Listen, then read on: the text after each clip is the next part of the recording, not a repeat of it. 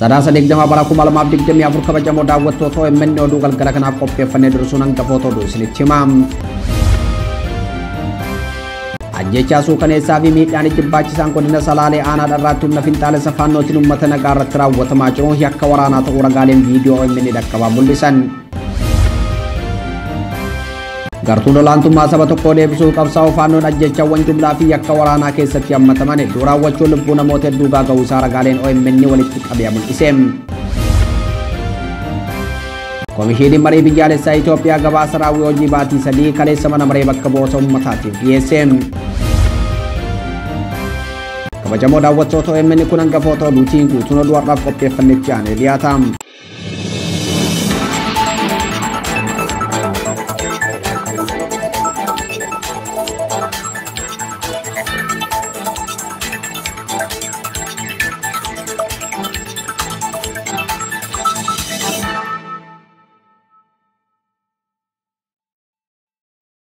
Harri sadasa diddama bara 2024 akkam jirtu hordoftoota Oromiyaa Miidiyaa Neetwoork oduu galgala kanaaf qabanne isinitti himna oduu kan isinitti himani wabiitlaa'uun.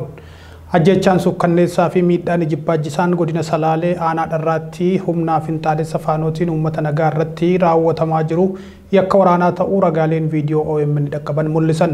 Hoogganaan biiroo kominikeeshinii mootummaa naannoo Oromiyaa obbo Haayiluu Addunyaa gama isaaniitiin yaada bilbilaan OMN'if kennaniin haleellaan raawwatamaa jiru finxaaleyyii afaan Oromoo fi afaan Amaaraa dubbataniin raawwatamaa jedhan. Jiraattonni aanichaa yaada OMN'if kennan ammoo faannoo hidhachiisuun uummata aanaa dharraa ficcisiisaa kan jiru caasaa bulchiinsa mootummaa aanichaa hoogganaa jirudha jedhan. Siraaj sabaaf rakkoo aanaa dharraa keessa jiru irratti jiraattotaa fi gaafatamaa kominikeeshinii mootummaa naannoo Oromiyaa dubbisuun gabaasa bal'aa qopheessee jira. Finxaaleyyii afaan Oromoo dubbattu shanee fi faannoodha kan gochaa jiru. Siyaasni weerara lafaa fi qubannaatiin dimoogiraafii uummataa jijjiiruu fi lafa bal'aam gara bulchiinsa naannoo Amaaraatti daangessuu waggootaaf Oromiyaa irratti adeemsifamaa turos waggoota 5 darbaniif bifa addaatiin dulli bal'aan adeemsifamaa jira. Humni finxaalessi faannoo Amaaraa godinaalee Oromiyaa naannoo Amaaraatti wal daangessan irratti haleellaa banuun gandootaa fi aanota hedduu bulchiinsa mootummaa naannoo Oromiyaa jedhamu baasee kan to'ate yoo ta'u gandoota qabatee irratti namoota naannoo Amaaraatti fidee qubsiisaa jira jedhan jiraattonni OMN dubbise.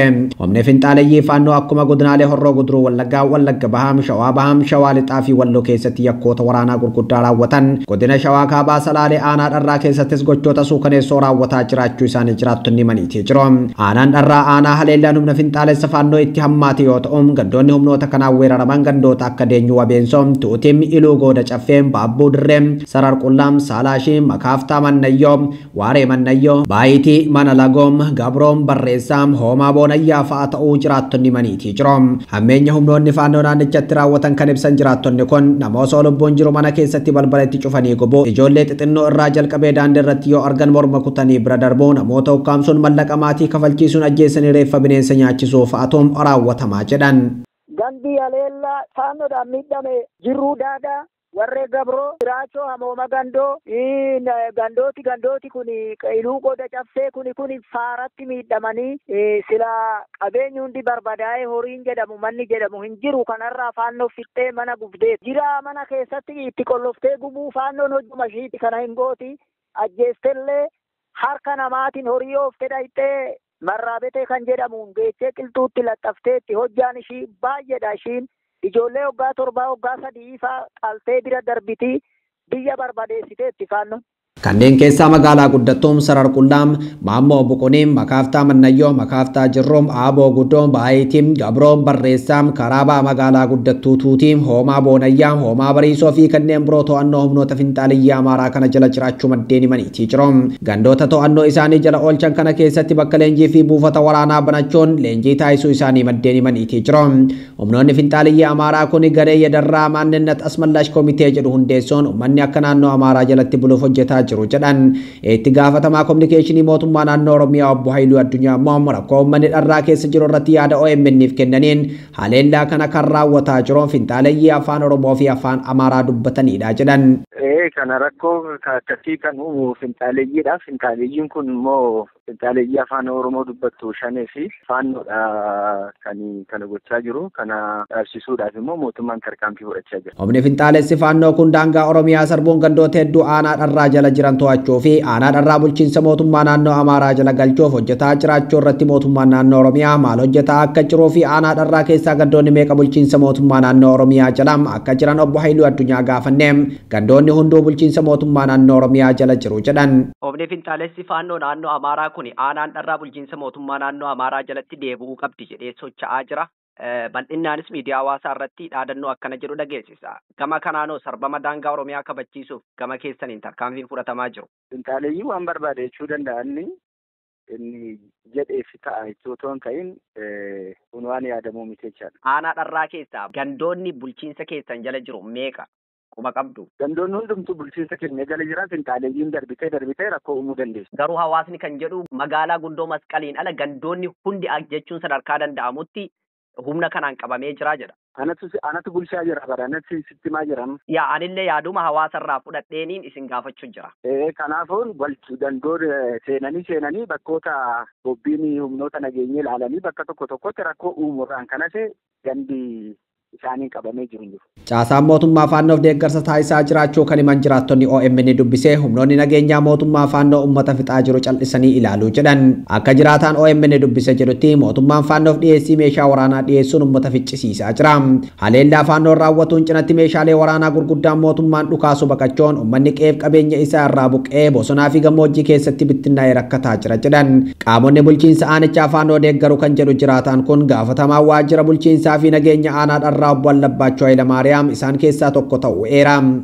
Hinjira bu'ee walitti qabee qofaayyuu hinjira maaliif yoo jenne ajajaan makalaakaa mootummaa kana Amaara waan ta'eef liyyuu waganiidhaan kan hojjetan isaan bakka uummatuma fakkaataniituma bulanii gizee jedhan achuma wata kana jedhanii ilma Oromoo balleessanii kan kana ijaarummoo Allibbaachoo jedhama bulchiinsa nageenya aanaa darraatiin. Yaada kana irratti deebii kan kennan obbo Haayiluu Addunyaa qorannoo akkasii hin qabnuun qaamni faannoo deeggaru hin jiru jechuun komicha haalaniitii jiru.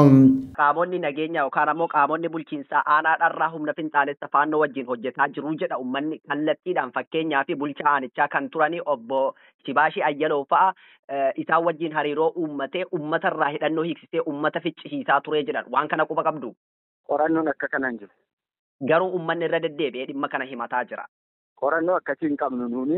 Humni finxaalessi faannoo mootummaa federaalaatiin hidhachiifamee aanaan dharraa bulchiinsa mootummaa naannoo Amaaraatii jechuun waggoota 3 oliif waraana uummata aanichaa irratti banee yakkoota gurguddaa raawwataatii jira. Ragaaleen viidiyoo aanichaa OMN argate uummanni nagaa dararamaa fi ibidda waraanaa jidduutti haala hamtuu keessa jiraachuu isaa mul'isa. Namoonni hedduun aanichatti humna finxaalessa faannoo kanaan ajjeechaan akka ciibsanii qaluun rasaasaan ajjeesuu jumlaan awwaaluu raawwatamuu isaa maddeen himaniitii jiru. Suuraawwanii fi viidiyoowwan OMN dhaqqaban uummanni aanaa dharraa hammeenya daangaa namoomaa darbe keessa jira. Gandoota aanichaa gara caalu keessatti ajjeechaan suukaneessaan raawwatuun qe'een hedduun onee jiraachuu agarsiisa. Uummanni qe'ee isaarraa buqqee gammoojjii laga jamaa dabalatee holqaa fi bosona keessa deeffatee jiraachuu isaa maddeen himaniitii jiru. Uummanni aanaa dharraa waraana gosa 3 keessa jiru kan jedhan maddeen haleellaa humnoota finxaaliyyii faannoo akkasumas waraansa mootummaa fi waraana bilisummaa Oromoo jidduutti dhumaa jiru jedhan.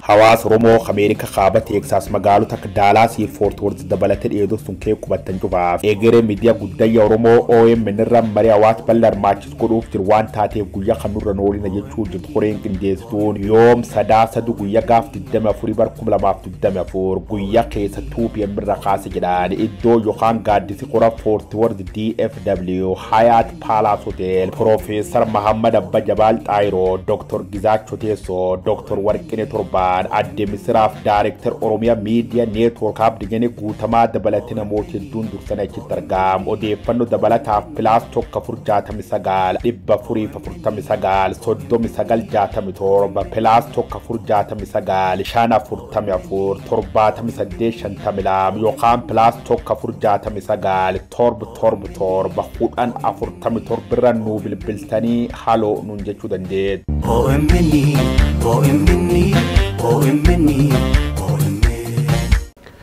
Gartuun olaantummaa saba tokkoo deebisuuf qabsaa'uu faannoon ajjechaawwan jumlaa fi yakkaa waraanaa keessatti haammataman hedduu raawwachuu lubbuu namootaa hedduu gaaga'uusaa ragaaleen OMN walitti qabee mul'isa. Godina Shawaa Kaabaa aanaa dharraatti humnoonni finxaaleeyyii faannoo ilma namaa ciibsanii qaluun hammeenyaa raawwachuu abbaan mucaa qalamee ibsee jira. Siraaj sabaaf gabaasa dabalataa ammas qopheessee jira. Bara 2020 keessa ministeerri dhimma alaa duraanii Itoophiyaa obbo Dammaqaa Mokkonnan dhalattoonni Amaaraa bakka jiranitti hidhachuun nageenya isaanii eeguu qabu jechuu isaatii fi waraana Tigraay hordofee hidhannoo mootummaa federaalaa faannoo hidhachiise hordofee dhumaatiin daangaa hin qabne qulqulloota irratti raawwatameetii jira.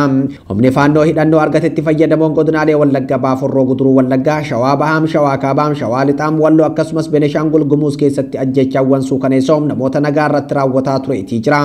Ajjechaawwan jibbaa sabummaa fi eenyummaa irratti xiyyeeffate akkasumas jumlaan fixoo garee deeggarsa mootummaa biltsiginnaatiin hidhate kanaan bakkeewwan hedduutti raawwateetii jira.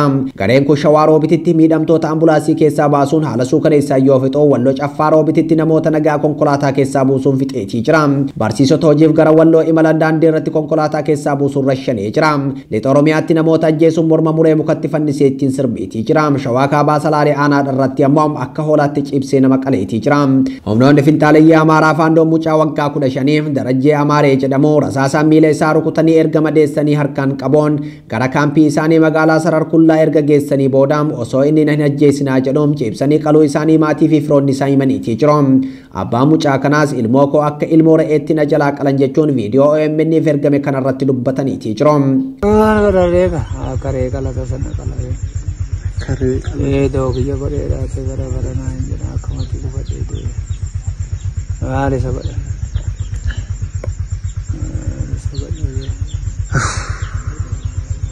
Mari sa ini mau ini barbadaan itu di pemain Melasino.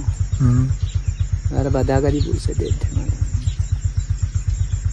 Itu barbado warane finxaaleeyyii Amaaraa faannoo mucaa kana fudhatte jalqaba rasaasan luka isaa rukutte gaafa inni fiigee jalaanan baay'ee jarri reebdee harkaan isa qabatte kottee rukuttee reebdee harkaan qabattee gaafa harkaan qabattu mucaasan muka hidhanii qaarezaadhaan qabanii gara magaalaa isaanii Salaalkullaa kan jedhamu kaambii isaanii iddoo waraana Amaaraa faannoo kun itti wal qabu Salaalkullaa kan jedhamu Salaalkullaa qabatanii deeman.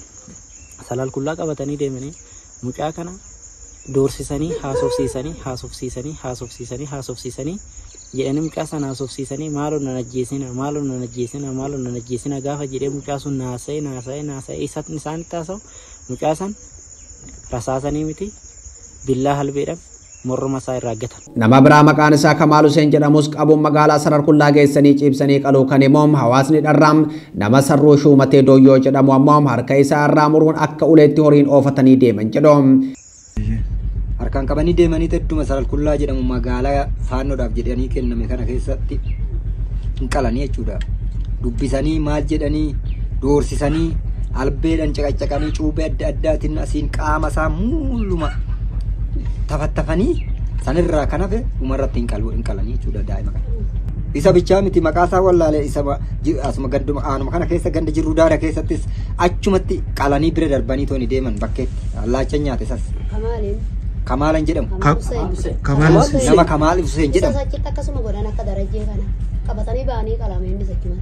Qeerroo Sarruu Shumatee Dooyyoo jedhamu immoo ganda warree Gabroo Gootii Masuurii keessa qabanii harkaan akka irraan muranii horii ittiin aleelanii galan. Eenyu? Nama Sarruu Shumatee Dooyyoo jedhamu. Gidiraa fi dararaa uummata Salaalee irratti raawwatamaa jiru birmannaan qaama hundaa barbaachisaa ta'uu fayyadamtoonni miidiyaa hawaasaa ibsaniitii jiru. Ajjechaawwan suukaneessaan buqqaatiin uummataa daa'immanii fi dubartoota waraana faannoo baqatanii bosonaaf holqa keessatti dhokatan viidiyoo fi suuraaleen mul'isan miidiyaa hawaasummaa irratti qoodamu hordofee fayyadamtoonni miidiyaa hawaasaa wanti uummata Salaalee irratti raawwatamaa jiru yakka waraanaati olii jedhan. Uummanni Salaalee aanaa dharraa waraana gosa garaagaraa jidduutti dhumaa jiraachuu isaanii ilaalchisuun namoonni garaagaraa mufii isaanii fuula miidiyaa miidiyaa hawaasaa irratti barreessaatii jiru. Tibbana gara Salaalee Aanaadharraa imalee kan deebi'e Injiinar Daani'el Gammadaa kan maqaa kara deemaa jedhamuun beekamu yaada fuula miidiyaa hawaasaa dhuunfaa isaa irratti barreesseen biyya abboonni keenya itti salphatan Oromiyaa keessaa kan akka Salaalee hin jiru jedhe. Salaaleetti namni ciibsamee gurra'ame ajjeefamee reeffi isaa ibiddatti darbamee qottoon mormiirraa muramee awwaalcha dhabee dubartoota maanguddootaa fi daa'imman qeerraa buqqaanii holqaa gammoojjii keessatti dhumaa jiru jedhe. Barsiisonni miindaa gadi aanaa argataniin jireenya keenya gaggeeffachuu hin dandeenye kan jedhan kanuma irraayyuu miindaan fedha keenyaan ala nurraa citaa jira jedhan. Barsiisaan godina Harargee Bahaa aanaa Rammayyaarraa barsiisu tokko akka jedhetti waggaa waggaan barsiisaan miindaa isaarraa nyaata barataaf kutuu qaba jechuun dirqisiisu jedha. Barsiisaan biraa OMN magaalaa Bishooftuurraa dubbisee fedha malee miindaan isaanii akka irraa citu eeruun daballii miindaa jedhamee ture hanga yoonaa waan argine hin jiru jedha. Guutuu gabaasa kana akka taanutti isinitti himna. Qarshiin miindaa barsiisaa tokkorraa buusaa gonofaaf cituu ka'umsisaa birrii 1,000 eegaluun hanga miindaa guutuutti jedhame. Miindaa kanaa hin kutuu jettee yoo gaafatte qabata siyaasaan maqaa nu xureessuun mana hidhaatti nu darbatu jedhu barsiisonni OMN yaada isaanii qoodan. Bara darbes akkasuma ture bara kanas kutaa jechuun doorsisuu eegalaniiru kan jedhan yoo miindaa kutuu baattan adabbiidhaan jijjiiramtanii fagoo deemtu nuun jechuutti jiru jedhaniiru. Miindaan keenya akka cituuf mallatteessinus dhiifnus cituun dirqamaa kan jedhan sarbaminsi mirgaa barsiisaa irra ga'aa jiru daangaa akka hin qabne himu. Bara 2011 akka lakkoofsa Itoophiyaatti godina Harargee Bahaa aanaa Rammayyaatti konkolaataa waajjiraaf binna jechuun miindaa barsiisaa parsantii 50 muruun birrii miliyoona 2.4 walitti kan qaban hanga har'aatti konkolaataan bitames hin jiru. Birriin sunis bakka geeffame hin beekiin hafnee jedhu. Barsiisaan biraa OMN bulchiinsa magaalaa Bishooftuutii dubbisee sadarkaan barumsa isaa digirii ta'uu kan ibse baatiin miindaa harka isaarra ga'u birrii 4,776 ta'uu hime. Kana keessaa baatiin birrii 3,000 kiraa manaa keessa jiraatu akka kaffalu dubbata. Kanuma keessaa iyyuu fedhii koon ala parsantii tokko maqaa buusaa gonofaan narraa citaa jedha.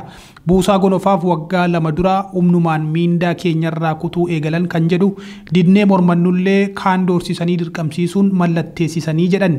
Barsiisonni muraasni immoo didanii miindaa jalaa qabachuun gara 7 tursiisanii jedhu. Miindaan erga 7 jalaa qabamee barsiisaan waan ittiin jiraatu dhabee rakkachuun dhiisanii waan isaan nu gaafatan mormuu dhiifnee jedhu. Guyyaa sanbata duraa dhuunfaa keenyaan barattoota walitti qabnee qayyabachiisuu kan eegalle barnoota dabalataa sanbatarra kennuun dirqama nuun jechuun ijoollee barsiisuuf walitti qabannee bittimsinee dhiifnee jedha. Dhimmi daballii miindaa jedhamus hanga yoonaa hoomaan argin akka jiran dubbata. Barsiisaan gaaffii dhimma jiraachuu fi jiraachuu dhabuu barsiisaa fi sirna barnootaa irratti qabaa kan jedhan barsiisonni OMN dubbise qaamni nu dhaggeeffatus ta'ee deebii nuuf kennu hin jiru jedhaniiru. Godinaalee Oromiyaa aanotaa hedduu keessatti barsiisota mirga isaanii gaafatanii fi miindaa isaanii akka irraa muramne gaafatan qabata seelii waraana bilisummaa Oromoo jedhu jala dhokatanii hidhuu fi rukkutuutu jira jedhan. OMN odeeffannoo wal fakkaataa barsiisota biroo irraa argateenis barsiisonni rakkoo wal fakkaataa himatu. Komishinii marii biyyaalessaa Itoophiyaa gabaasa raawwii hojii baatii 3 kaleessaa mana maree bakka bu'oota uummataaf dhiyeesse. Gabaasa isaa kanaan amma ammaatti naannolee 9 fi bulchiinsa magaalaa 2 keessatti hojii ajandaa marii biyyaalessaa walitti qabu raawwachuusaa ibseera. Komishinarri komishinichaa Profeesar Masfin Arayaa gabaasa raawwii hojii komishinichaa kan baatii 3 dhiyeesse keessatti kan naannoo Oromiyaa parsantii 98 xumuramee waan jiruuf kan hafe 3 keessatti akka xumuran himaniiru. Naannoo Amaaraa fi Tigraay keessatti mootummaan haala mijeessuudhaan akka itti gaafatamummaa isaa bahu ibsanii hidhattoonni gara marii nagaatti akka dhufan yaaliin qaamolee alaa hirmaachise taasifamaa jiraachuu ibse. Yeroon hojii komishinichaa kan waggaa 3 kennameefii ture xumuramuuf baatii 3 qofatu hafe. Yeroo hojii komishinichaa dheeressuun hojii mana maree bakka bu'oota uummataa akka ta'es ibsaniiru. Paartileen walabummaa komishinichaa irratti shakkii qabna jedhan marii biyyaalessaa komishinichaa keessaa ba'uun isaanii ni yaadatama. Gamtaan Awurooppaa dhorkii viizaa lammiilee Itoophiyaa irra kaa'ee akka kaasuuf gaafatame. Walga'iin hojii waloo Itoophiyaa fi Gamtaa Awurooppaa arfaffaan kaleessa sadaasa 19 bara 2024 Finfinneetti kan geggeeffame yoo ta'u yaa'ichaan gamni lachuu hariiroo tarsiima waa qaban jabeessuuf kutannoo qaban ibsaniiru jedhame. Deetaan ministeera dhimma alaa Ambaasaadder Misgaanuu Argaa gamtaan Awurooppaa michuu tarsiima waa ta'uu ishee ibsuun Itoophiyaan ka'umsa ce'umsaa fi galma godaansaa ta'uu ibsan. Dhimma godaansaa dhimma siyaasaa xiyyeeffannoo barbaadan waliin madaalaa walqixa kan barbaadu ta'us ibsanii jiru. Gama biraan gamtaan Awurooppaa uggura viizaa kanaan dura lammiilee Itoophiyaa irratti dabarsee ture kaasuuf tarkaanfii fudhachuu akka qabu hubachuu isaanii ministeerri dhimma alaa ibseera. Gamtaan Awurooppaa baatii bilaa darbe keessaa uggura kana kan kaa'e Itoophiyaanonni viizaa seensaa kan yeroo tokko ol biyyoota miseensa gamtaa Awurooppaa keessaa seenuu fi ba'uu danda'an argachuu danda'an kan jedhu yoo ta'u akkasumas lammiileen Itoophiyaa paaspoortii dippiloomaasii fi tajaajila qaban kaffaltii malee viizaan akka hin kennamneef ajajee turuun isaa ni yaadatama.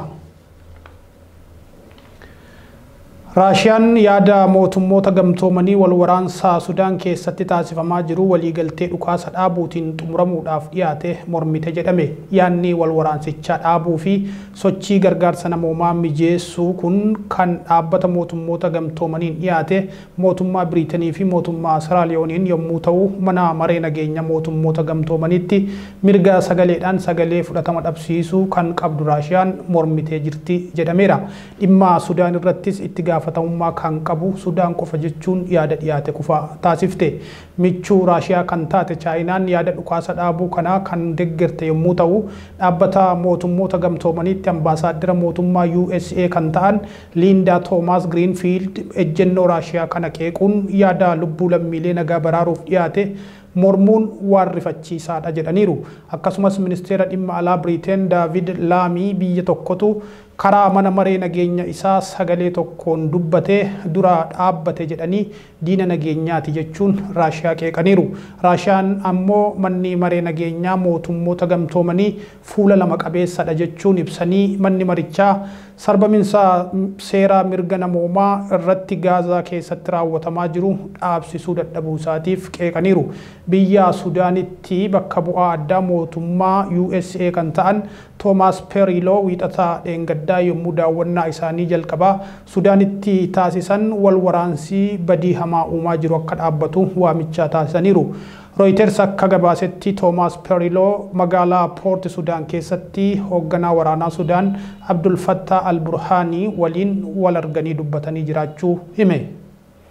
Tolegaa kabajamtoota daawwattoota Oromiyaa Miidiyaa Neetwoork oduun galgala kanaaf qabanne kanneen turanii qophiileen Oromiyaa Miidiyaa Neetwoork itti fufu odeeffannoowwan karaa OMN isin dhaqqaban hordofuuf toora YouTube chaanaalii OMN subscribe gochuun share gochuun follow gochuun hordofuun dagatinaa isiniin jenna. Turtii gaarii qabaadhaa.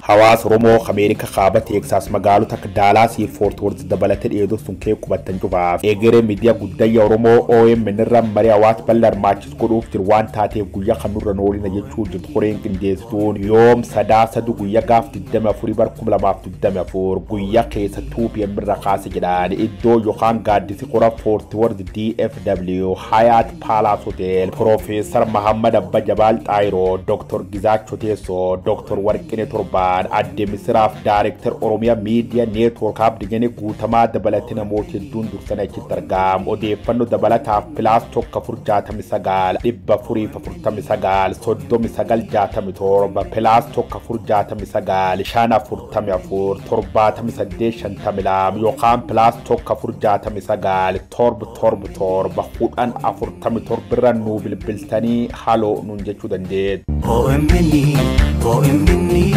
OMN